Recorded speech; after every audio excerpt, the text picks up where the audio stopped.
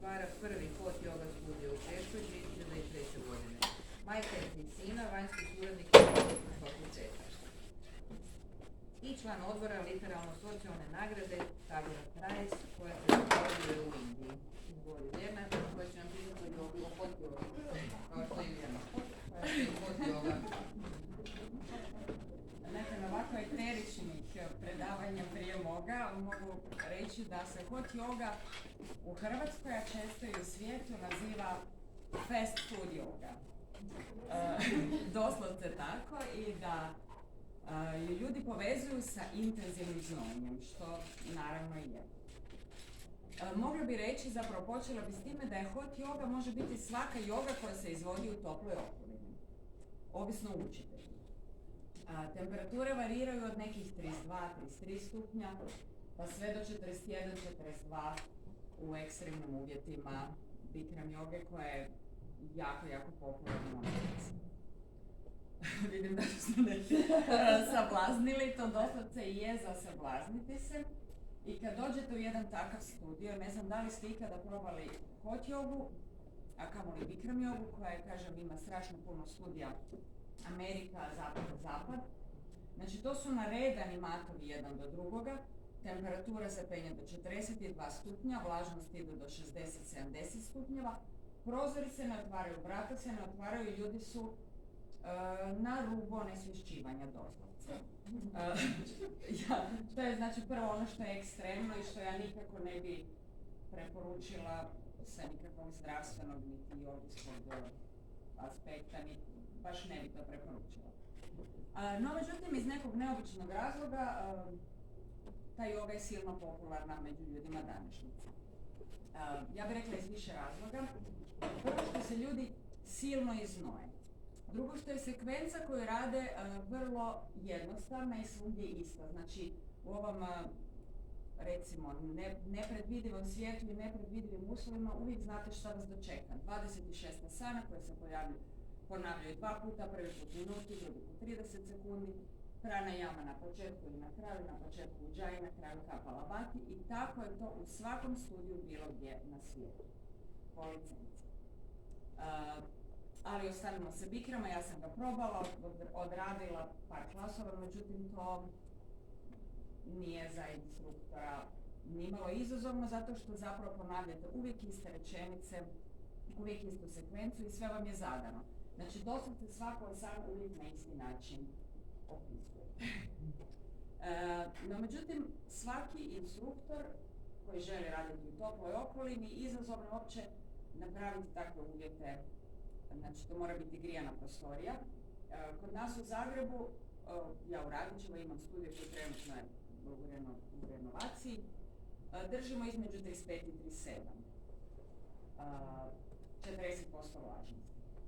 To se postižemo sa podnim grijanjem, sa dodatnim grijalicama. Nevjerojatno je kako mnogo ljudi koji češće dolaze traže još grijalicu više, pa se stavlja još halogenke da se... Ali to nije tako kao, recimo, da stojite na Zvizdanu na trgu i sad sunce upeče u vas i isto vam je jako neugodno. Ne, kad vježbate jogu u toplom okruženju, vi se vrlo brzo, znači jako brzo dođete u radno stanje, brzo se počnete znojiti i to vam je kao da se tuširate. Znoj doslovce pada sa vas, što je vrlo ugodno. Naravno, u takvim uvjetima ne možete raditi sad neke, recimo, jako teške i komplicirane sekvence, vinjase, morate biti specijalno obučeni, znači široke stvari, nisu pogodne za hot jogu, zato kad radite one se lijepe za tijelo, onemogućavaju vam pokret. Znači, ljudi se na hot jogi obično oblače top, dosta golog tijela, tajce, kraće, duže, tako je to naprosto, ja vam pričam eto kako je. Sad, kome se sviđa, kome ne, to je vrlo... Ali ja bih rekla, znači, moj pristup jogi, bilo da je hot joga koja se izvodi u toplo ili bilo koje, je zapravo princip pravilnog izvođenja asana. Princip pravilnog izvođenja pokreta. To su me još davno naučili na faksu. Ja kad bi došla svom pokojnom profesoru Metkušu, rekla, joj kako joga fantastično djeluje na tijelo, osjećaš se jako dobro i jako si super. A on je meni rekao, vjerna, ali nakon svakog vježbanja koje izvedeš dobro i pravilno, isto se osjećaš super. I zapravo to ne možemo pobiti. Dok god radimo pravilno, dok god radimo redovno, dok god poštujemo neke osnovne zdravstvene regule, a za hot jogu je to nije preporučljivo za trudnice. Osim ako već prije nisu radili hot jogu i baš iznimno žele, jer je u trudnoći viša temperatura. Nije nikako preporučljivo ako ljudi imaju multiplu sklerozu. Nije preporučljivo ako ljudi koji imaju rak. Znači to su neke kontraindikacije. Često ljudi kažu kako ću ja izdržati, ne volim toplinu. Onda im ja kažem za 3 do 5 puta svako zavoli toplinu. Druga stvar, joga je nastala u Indiji, pa je tako neka toplina primjerena za jogu kao što je snijeg i hladnoća za skijanje.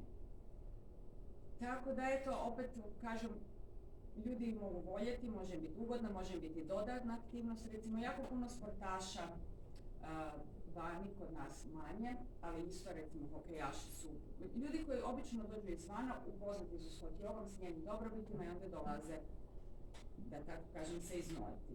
Kao i u sauni, detoksifikacija, izbacujemo toksine, manje je mogućnost ozljeda pod uvjetom da radimo pravilno, tijelo se brže zagrijava. Mnogi ljudi dolaze zbog mršavljenja, jer kada se radi u tim uvjetima, više trošimo kalorije. Ja sam na nekim klijenticama mjerila doslovce potrošnju kalorija, bile oko na 165 visine, otprilike 60 kila su 350-400 kalorija za 75 minuta spalili. Što nije malo. Stvar je zapravo, onda imamo i te benefite bržeg trošenja, imamo i benefite joge koja nas sama po sebi vraća u naše idealno stanje, kako mentalno, tako i fizičko. Ja u principu ljudima kada dođu na hot jogu ne govorim o svim ovim eteričnim stanjima koje ja doživljavam i svi vi kao što vidim doživljavate, nego kad dođe neko ko se prvi put susreće sa jogom, ljudima je to iz mog iskustva previše. Znači, ono što je za njih bitno, da ako nešto pravilno odrade fizički, psihičke, duhovne i sve ostale benefiti će neminovno se pojaviti. A ako neće, neće. Bar će se ljudi dobro izvježbati. Eto, šta još nisam vam rekla o hot jogi? Kažem, svaka joga koja se radi u toplom okruženju može biti hot. Ako se radi. Ja osobno sa ljudima ne radim meditacije. Ono što s njima radim su pranajame. I to radim sve pranajame, dakle isto u toplom okruženju. Od Ujjayi, Kapalabhati, Bastrika, Anuloma Viloma, Nadi Shodhanam, Brahmari koje je svemir tako lijepo otpjevao i radimo mudre. Znači radimo, moj pristup je više hatha, znači više statični jer iz iskustva kada se tako jako znojite, onda vam se naprosto i kliže vaše vlastito tijelo da idete u neke jako komplicirane prelaze, više jednostavniji način izgleda. Radimo na snazi, fleksibilnosti, ravnoteži, izdržljivosti. Izgleda. Da li ste iz vašeg iskustva uočili da hot yoga posebno pomaže kod nekih ljudi? Ispričavam se na ovim... Ne samo vi. Na ovim, na primjer, ljudima koji imaju višak kila ili ljudima koji su posebno nefleksibilni. Znači, da li ste primijetili da za te neke skupine bi to bilo recimo bolje od... Ja ću ti reći da, zato što to radim. Mnogi su mi ljudi rekli, jednom kad probaš hot jogu, teško ti se vratiti u hladno okruženje vježbe. Što po meni je istina, jer jednom kad sam probala hot jogu, zaista mi onda nekako nije toliki gušt vježbati kad mi je malo zima jer si moram hrpu stvari obući. Ovako, brže dođeš u stanje fleksibilnosti, manje su ozljede, naravno ako radiš pravilno.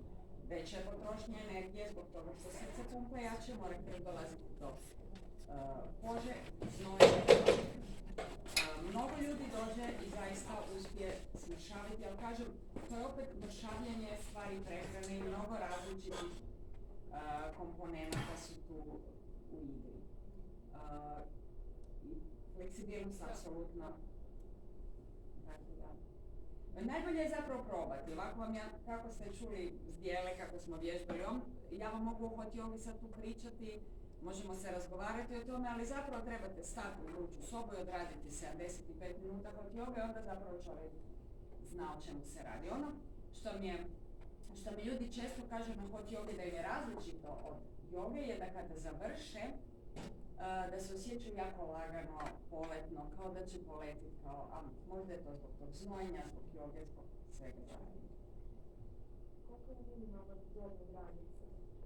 Može doći 60-godišnja? Da, apsolutno. U mojoj praksi ja sam radila već sa 11-12 godina. Znači ja bih rekla, kada god dijete može držati koncentraciju, može odraditi hot jogu. Moji sinovi recimo svi rade od jako malena kao potpora drugim sportovima. Ali ovisno o čovjeku, ovisno o djetetu, to je vrlo varijabilno. A što sa visokim tlakom? Da li može doći na sve? Jako visoki tlak i jako niski tlak i uvijek ljudima kažem, odi se molim te konzultiraj sa svojim doktorom. Ali isto kao i u jogi, znači dok god temperatura nije 41, 42, to ne bi nikako preporučila. Ali 34 stupnja ili čak i 37, to nije tako vruće kao što to zvuči kad ja to kažem. Vi kad krenete vježbati, kad je visoka vlažnost, 40 stupnjeva vlažnosti, tijelo se znoji i vi se hladite. Znači do kraja sata kad radimo na podu, ljudima već bude tako da. Nadam se da ćemo svi doći kod tebe u studiju. Dođite i Lijepo se nas pozvala. Javi kad se renoviraš, mi dolazimo. Ne, kažem, to je zaista stvar koju treba probati. Kao i da vam neko priča o sauni. Češka? Zašto? Zašto sam pisala u Češku? Ili zašto sam u Češkoj? Koja je hoćete iskreno. Znači, 96. sam se preselila u Ameriku, u Chicago iz razloga jer smo to sanjali, doslovce. Znači, ovo kako vam pričamo hot jogi, to zvuči vrlo neeterično, ali doslovce smo se u Ameriku preselili jer smo sanjali da ćemo tamo živjeti. I onda smo nakon 7 godina sanjali Češku, pa smo se preselili u Prag. Tako je. I tamo smo imali prvi studio i onda nakon toga je došao Bikram i isto je jako veliki posao napravio sa svojim načinom posla. Bilo neke situacije da je neko Odbilo. Meni je jedna samo da, jedna mi je djevojka pala u nesvijest iz razloga zato što je skidala kile za natjecanje borilačko, za kickboxing natjecanje i došla je na tašte i na suhom postu. I ja sam je upozorila, molim te, ona nije baš pametna, ne može, ona hoće ona. Mlada, zdrava i ona je pala u nesvijest. Ali se brzo vratila i čak je željela nastaviti se dalje. Baš. Da. Ali to je bio jedan jedini put. Zato što ljudima, ako im je teško, ako im se zavrti, što se zna desiti, legnu na leđa, popiju si vodu. Znači u neki ljudi koji duže vježbaju hot jogu odrade svih 75 minuta ili 90 minuta bez kafe vode. Ja to ne preporučam. Ali u principu postoje te vodene pauze, svakih 15 minuta se popije malo vode, nastavi se i nema problema u principu. Još jedna vrlo interesantna stvar sa hot jogom, a to je kad ju radite po zimi i izađete van, onda vam više nije hladno. A kada ju radite po ljeti i izađete van, onda vam više nije vruće, može biti vani 40 stupnjeva. Da, to je zaista vrlo onako fora, jako vam se termoregulacija izjednači kad se neko vrijeme duže.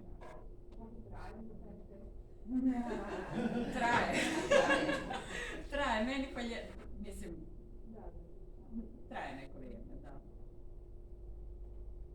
Hvala lijepo. Ima još neko kako pitanje možda? Ako nema, evo jako ovako neformalno. Uskoro ćemo imati vani neke male snekiće i čaj, imate mineralne, slobodno uzmite, imamo pauzu od sat vremena i nastavljamo dalje.